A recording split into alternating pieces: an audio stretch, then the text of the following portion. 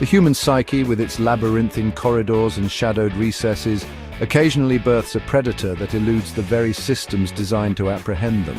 These are the serial killers who, like phantom limbs of societal malaise, leave behind a trail of terror without ever facing the cold steel of justice. Their stories are not mere tales of macabre fascination, but chilling testaments to the vulnerabilities inherent in our pursuit of order. This exploration delves into 10 such cases, examining the factors that allowed these killers to remain specters in the annals of crime. The Cleveland torso murderer from 1934 to 1938. The industrial heart of Cleveland, Ohio became a macabre tableau as dismembered and often decapitated bodies surfaced in the city's impoverished flats. The killer, operating during the Great Depression, targeted society's most vulnerable transients, sex workers, and the destitute. The sheer brutality and surgical precision of the dismemberments, combined with the killer's ability to vanish into the transient population, confounded investigators. As criminologist Peter Vronsky notes in Serial Killers: The Method and Madness of Monsters, the era's limited forensic capabilities and the social chaos of the Depression likely contributed to the killer's elusiveness. The lack of a centralized database for fingerprints and the difficulties in identifying transient victims hindered the investigation. The cultural backdrop of the Depression, marked by economic desperation and social unrest, likely provided a fertile ground for the killer's anonymity. The Servant Girl Annihilator from 1884 to 1885. Austin, Texas, in the late 19th century, was gripped by fear as a series of brutal murders targeting female servants occurred. The killer, often entering through unlocked back doors, used an axe to inflict fatal wounds. The racial and class dynamics of the time played a significant role. The victims were predominantly African American women, and the prevailing societal prejudices likely hampered the investigation. As historian Caleb McDaniel argues in The Problem of Democracy in the Age of Capital, the racial and economic inequalities of the post-Reconstruction South influenced both the victims' vulnerability and the law enforcement's response. The limited forensic science of the era, coupled with the societal biases, allowed the killer to vanish into the shadows of a rapidly growing city. The original Night Stalker from 1976 to 1986. California was terrorized by a serial rapist and murderer whose crimes spanned a decade, evolving from burglaries to increasingly violent sexual assaults and homicides. The killer's ability to adapt and escalate, combined with his geographical mobility, frustrated investigators. The sheer volume of crime scenes, stretching across multiple counties, overwhelmed local law enforcement. As crime analyst Patricia Cornwell details in Portrait of a Killer, Jack the Ripper, Case Closed, the lack of interagency coordination and the nascent stages of forensic DNA analysis hampered the investigation.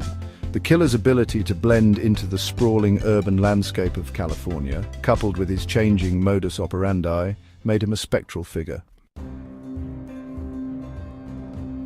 Jack the Ripper in 1888 turned the Whitechapel district of London into a place synonymous with terror.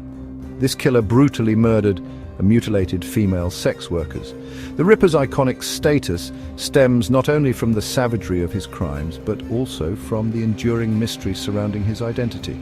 His ability to vanish into the dense, impoverished streets of Victorian London, coupled with the sensationalized media coverage, created a legend. As Judith Flanders explores in The Invention of Murder, the social and economic conditions of Victorian London, marked by poverty and overcrowding, provided the killer with ample opportunities to operate undetected. The limited forensic capabilities of the time, combined with the chaotic crime scenes, allowed the Ripper to remain an enigma. The Zodiac Killer, between 1968 and 1969, gripped the San Francisco Bay Area with fear. This killer, who called himself Zodiac, sent cryptic letters and ciphers to newspapers, taunting authorities. The Zodiac's ability to manipulate the media and his penchant for complex ciphers added a layer of psychological terror to his crimes. Despite extensive media coverage and law enforcement efforts, the killer's ability to remain anonymous remains a chilling testament to his cunning. As Robert Graysmith details in Zodiac, the killer's use of coded messages and his ability to blend into the diverse population of the Bay Area frustrated investigators. The cultural anxieties of the late 1960s, marked by social unrest and a sense of impending doom, likely amplified the Zodiac's impact. The Long Island serial killer, active from 2010 to the present, was revealed through the discovery of multiple bodies along Gilgo Beach in Long Island, New York. This serial killer targeted sex workers. The killer's ability to dispose of bodies in a remote and isolated location, combined with the victims' transient lifestyles, complicated the investigation.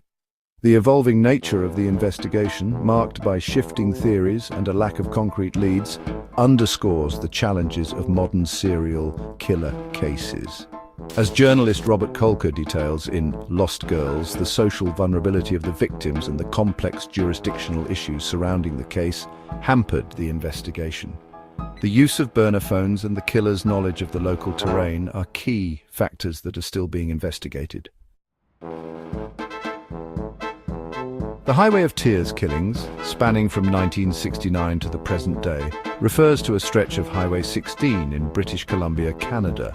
This highway has tragically become known as the Highway of Tears due to the disproportionate number of missing and murdered Indigenous women.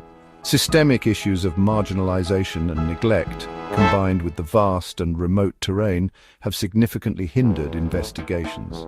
As Marianne Pierce details in her work Stolen Sisters, the story of two missing girls, their families, and how Canada has failed, Indigenous women, the historical and ongoing systemic racism, along with the lack of resources for Indigenous communities, have been major contributors to these unsolved cases. The cultural context of colonialism and its lasting impact on Indigenous populations is a critical aspect of understanding these unsolved cases.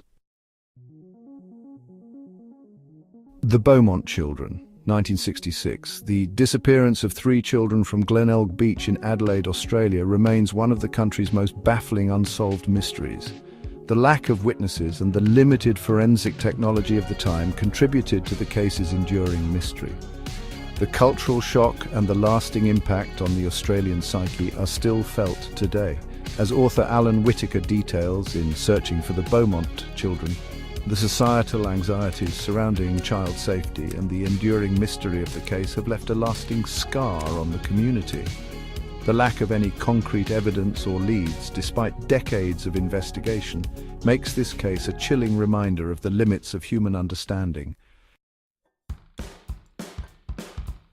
The Tylenol murders, 1982. Chicago was gripped by fear as 7 people died after ingesting cyanide-laced Tylenol capsules. The killer's ability to tamper with over-the-counter medication, combined with the anonymity of the victims, made the investigation incredibly challenging. The societal impact of the case, leading to widespread changes in product packaging and safety regulations, underscores the killer's ability to instill widespread terror. As Douglas McGray details in The Tylenol Tragedy, the killer's ability to exploit the vulnerabilities of consumer products and the widespread fear that ensued led to significant changes in public safety. The lack of a clear motive and the killer's ability to remain anonymous have left this case unresolved. The Axemen of New Orleans, 1918 to 1919. New Orleans was terrorized by a killer who targeted Italian-American grocers, often entering through back doors and using an axe. The killer's ability to exploit the social and ethnic tensions of the time, coupled with his taunting letters to the press, added a layer of psychological terror.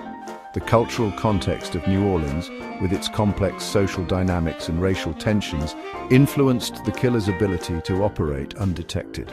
As Miriam C. Davis explores in The Axeman of New Orleans, the killer's ability to exploit the societal divisions and the limited forensic capabilities of the time allowed him to vanish into the city's complex social fabric.